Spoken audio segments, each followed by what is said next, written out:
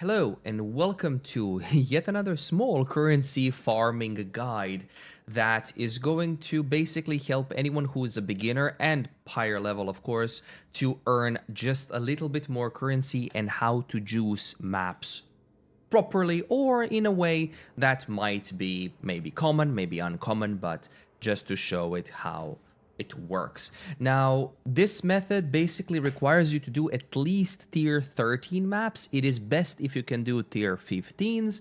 It does not require to do tier 16s, however, you can if you want to.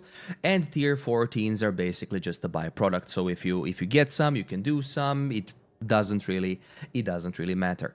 So for the method is we take tier 15 maps. So I did this on stream. I took 36 tier 15 maps that were completely random, either white, either magic or rare already. And what I did to them, if they were normal, I used Orbs of Alchemy. On magic, I used Augmentation, Regal Orbs, and for all of them, I finished them with Exalt Orbs. I know I used a lot of Exalt Orbs, but give me a moment, let me cook.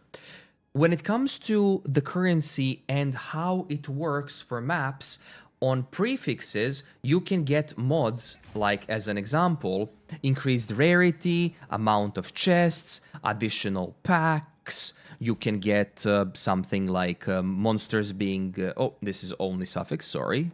Not that one, this one, prefix. We'll get to that part.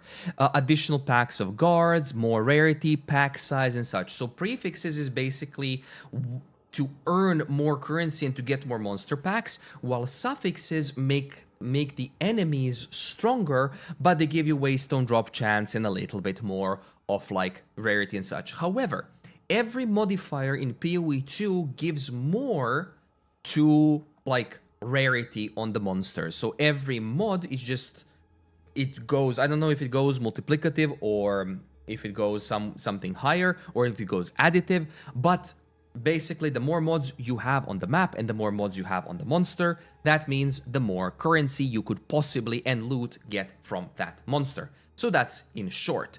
What we want to do is we want to get a 6-modded map. So, Alchemy Orb or Aug, Regal, and then fully exalt them. So for 36 maps, I did 36 T15 maps, Alch, Aug, Regal. In max X, I've spent 81x. So on average, let's say it goes 2.5x on average. Plus minus depending on if you bought maps with normal or if you didn't. I didn't buy a single map. I farmed all of them myself.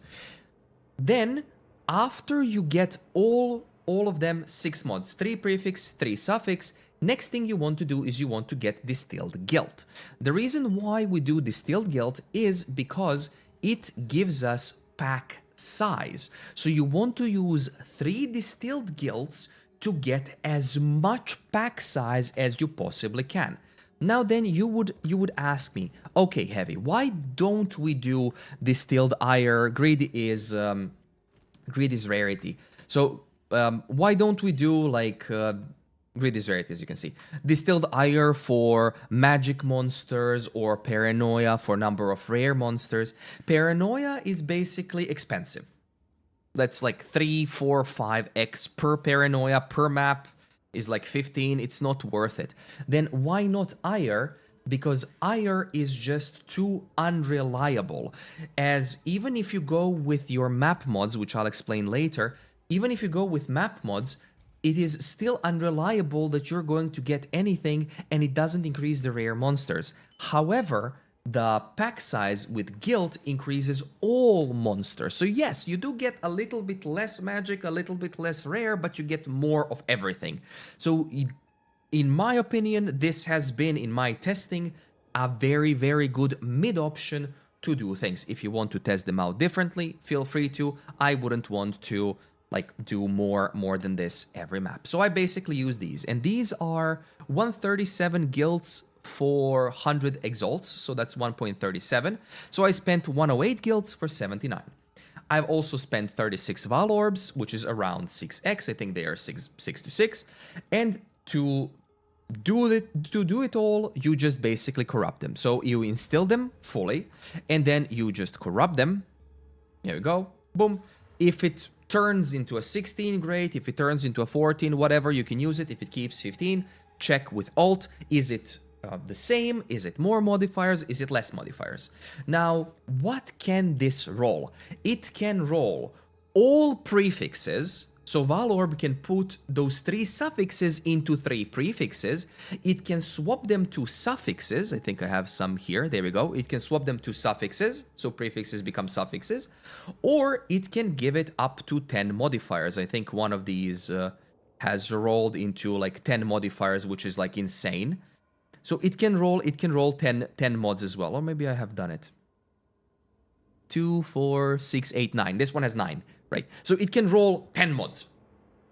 You can also, of course, get 16s, get 14s, get mix and match. It can stay the same. It can re-roll the existing modifiers. But overall, I have found that using a Vaal Orb is actually beneficial on average of like 20, 30, 40 maps. 10 maps, you might not see it. 20 maps, there is a chance you will see it. 30 maps, you will definitely see it. Now, the other point here is for the passive tree. When it comes to passive tree, I've gone with like rarity, quantity a bit. Like here, I went up for precursor tablets and stuff. I'm testing local knowledge currently, so I'm not sure if this works. And then number of monster packs as well. If you want to go a little bit different, I would remove these waste, like these tablet modifiers, right? Like I would remove those and remove this one and just go here for rarity, explicit modifiers, quantity of items found, maybe waystones, some more pack size and stuff. So you can add even more pack size.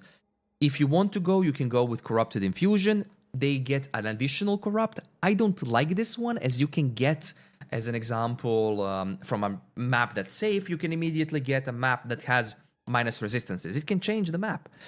If you can do it, do it. It's great. If not, then it's on you. But basically, I go with pack size, which is really, really good. And I go with additional modifiers, which is good with, of course, more effective prefix and more effective suffix modifiers when you open a map, which makes it even better. Now, this is personal preference because I'm lazy to swap it. Else I would go the bottom right part. Maybe take like these 3 nodes for number of monster packs, maybe not, but that's what I go. My mechanic that I play is Ritual, but I do not suggest it. I suggest doing Breach.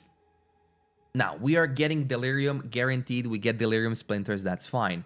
Reason why Breach is more monsters, more monsters, more monsters, more monsters, insane amount of monsters.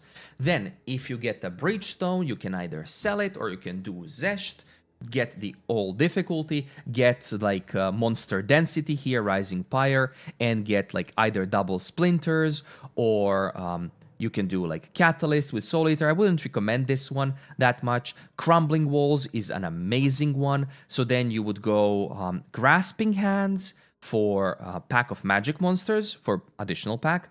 Crumbling Walls for more breaches, and Rising Pyre. The rest of these are optional, right? But those would be mandatory for as many monsters and as many breach splinters as possible. To, like, if you can defeat Zesht and so on, amazing and very, very quick and efficient way to do that, to get even more currency on it. Now, for the total investment is 166x invested. Tier 14s, use them on tower and then empty tiles. Tier 16s, use them on max juice. Tier 15s, use regularly. That's basically it. No need to mention anything else. An extra thing is how to extract as much currency as possible. This is where we go to the beginner part. Additional beginner part. Experienced players won't need to do this. I'm still doing this because I funneled that currency somewhere else. I have here quad tabs, which are listed as 1 Divine and 5 Exalted Orbs.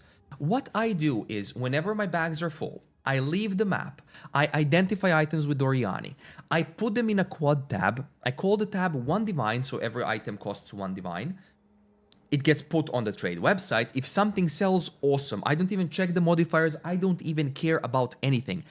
There's no crafting, there's nothing. You can gamble away your currency. I do not suggest it. Just put them in one divine tab, and when you fill the entire tab and you get the next one to like half and something, you take this tab, you move it to 5 exalt tab, 5 exalted orb tab, and GG, well played. If you sell something, great. If you don't sell something, leave them in. If you get like a few tabs which are full with rare items, which is the most important part, right? Rare items.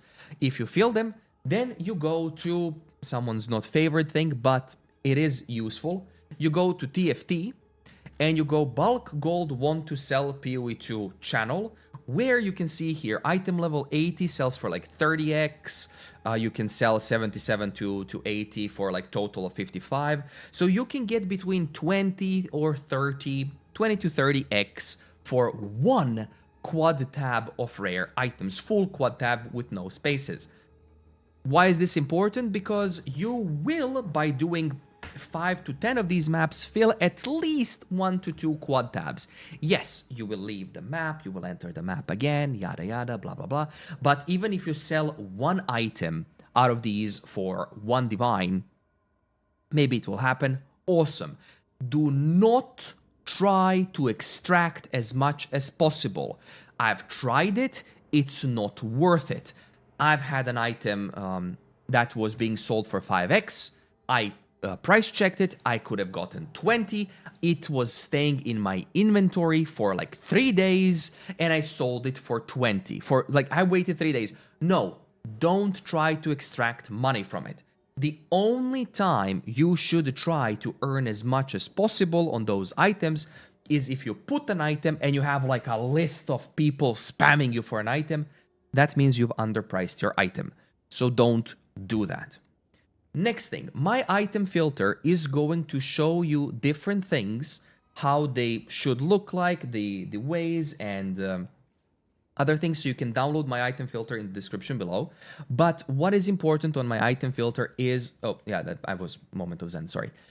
What is important on my item filter is to actually pay attention to the, like as an example, rare items. So I have them like shown like this. Some with like higher item level have like darker coloring and whatnot, but you just pick them up, go back, put them in the stash, and that's basically it. Now, this method has actually earned me enough currency to sustain literally everything.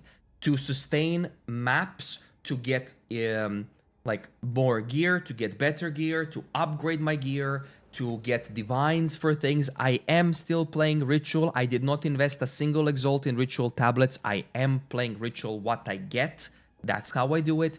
I would suggest doing tablets for Breach. They're cheap. Buy them in bulk, whatever, and just do Breach. Breach is amazing. With all the Delirium stuff that you can do, it's great. Now, the full findings is every map drops at least 2 to 3 tier 15s on average. So let's say 2. So one map returns 2. And then those maps you can then either sell or you can Vaal Orb them. You can do whatever the heck you want with them, of course. Now, why am I saying all of this? It's because I've been asked on stream a lot like by people to like, how am I making currency? How do I have this many divines and whatnot? It helps that I didn't spend currency for like 2 weeks and such. But I've upgraded my character today, but that's fine. But I've been just playing the game and just selling these. Like 4 to 5 of these tabs selling is just one divine. And it racks up, right? Over time. You have to have played time. So if you see here, played time 7 days. You have to play the game in order to get stuff. Now that they've improved the towers and everything else, it's even easier to do them. It's even faster. It's just don't rush it. Don't go divine per hour thing, yada yada. This is meant to help anyone with currency generation. There's also one more method that you can do. I do not suggest it. You can, instead of selling those items for Exalted Orbs, you can vendor them and then go to Alva. Press Alt left click or click her and then where is it? Buy or sell items, and then you can gamble away your currency. Usually people do like amulet, and you can just like clack, whatever. You can use it on amulets. You can use it on whatever. If you want to, if you get Astramentis, good job. If you don't, you probably won't in a while. So you have that method too. I prefer raw currency over gambling currency, but it is what it is. So in recap, tier 15 maps, 3 distilled guilds. 3 distilled guilds, yes, sorry. So tier 15 maps, 3 distilled guilds, and max mod on the map. Alchemy Orb or Aug Regal and 2 to 3x, and then guilds, and then Vaal Orb. And just enjoy the rares. My item filter in the description below. Feel free to use it. Feel free to tell me if there needs to be any other changes. But that's it for this video. Thank you so much for watching. Good luck on your gold grind. And if you have any questions, gold grind and currency grind. And if you have any questions, feel free to post them down in the description or in the comments below, not the description. So if you liked the video, give it a like, sub if you don't mind. We are almost to 2K subs. Thank you guys so much for your support. You're awesome. And I will see you in the next PoE video or stream. Have a good one.